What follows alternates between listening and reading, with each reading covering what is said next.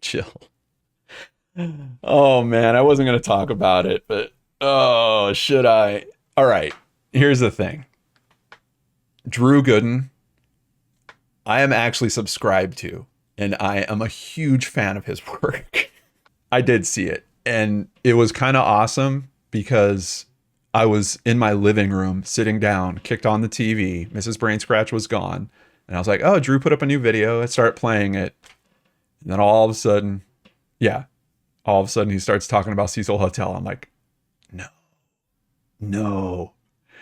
And a second later, So there is plenty of mystery to uncover here, but by episode 2, they were just interviewing YouTubers. Not people connected with the story, just a bunch of random dudes who had Googled stuff about it before. They keep calling them web sleuths, which I guess is the most official way of saying that you just woke up one day and decided that you are a detective. Well, since no one else has been able to crack this case, I guess it's up to me. It seems like half of what I watch on Netflix is twice as long as it should be. They always make it just interesting enough to hold your attention, but it's still pretty clear they're trying to stretch it out as much as they can. But this is kind of the expectation when you turn on a documentary, that you're gonna hear the story from the people involved in the story. So when you put on an official Netflix docuseries on a streaming service that costs money to use, and most of it is just regular people offering their 2 cents on the same blurry video everyone else has watched, it kind of feels like a huge waste of time.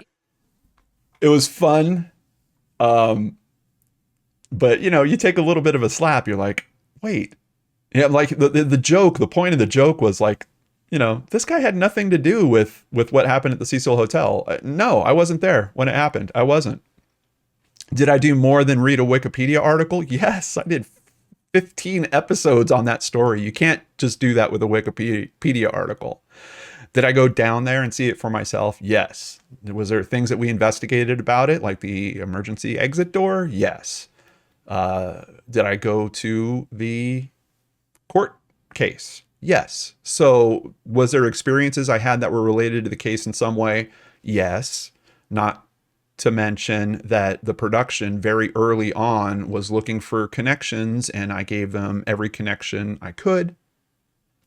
So yeah, there was a bit more, but you just got to keep, you know, just got to keep it in check. The guy's writing comedy, and that's where he saw the joke go. And I thought it was hilarious that he thinks that that's what I do. I read Wikipedia online. So I sent him a private DM. I don't think he's answered it. I don't know if he will. I sent him a private DM just last night. I'm bringing it up right now. The first message says, "Well, you asked for it, kid. You're officially being internet investigated by a true crime YouTuber." And then the second message is a screenshot of Wikipedia with me typing in Drew Gooden.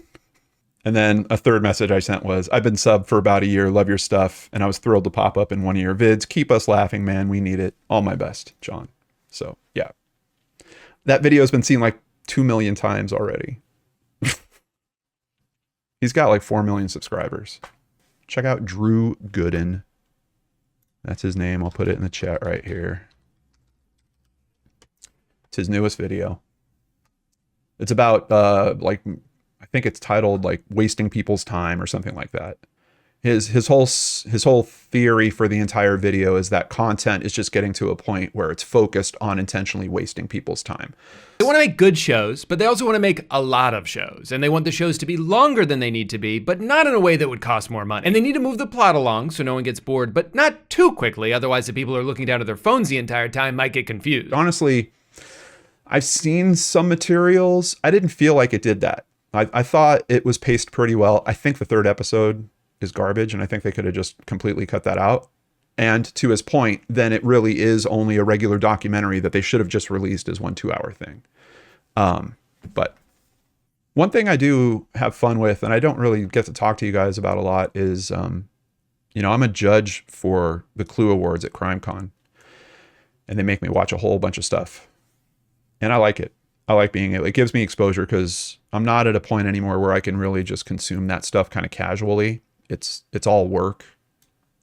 But I like that because it's kind of like the best of the best that is like Hey, John, watch these 8 different things and tell us which one's the winner, effectively.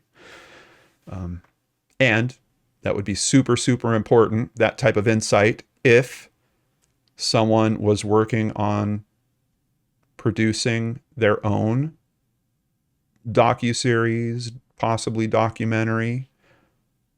Keep your fingers crossed. Contracts are now being reviewed. And boy, if this one comes together, you want to tell me about having access to information? I don't think I've seen a documentary that's going to have the type of stuff that we're pulling together for this. So we're just at the starting phases, but yeah, it's looking really, really good.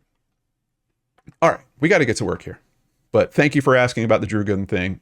Honestly, it made my night, and then it kind of freaked me out, and it also brought back all of the nonsense that came with Cecil Hotel.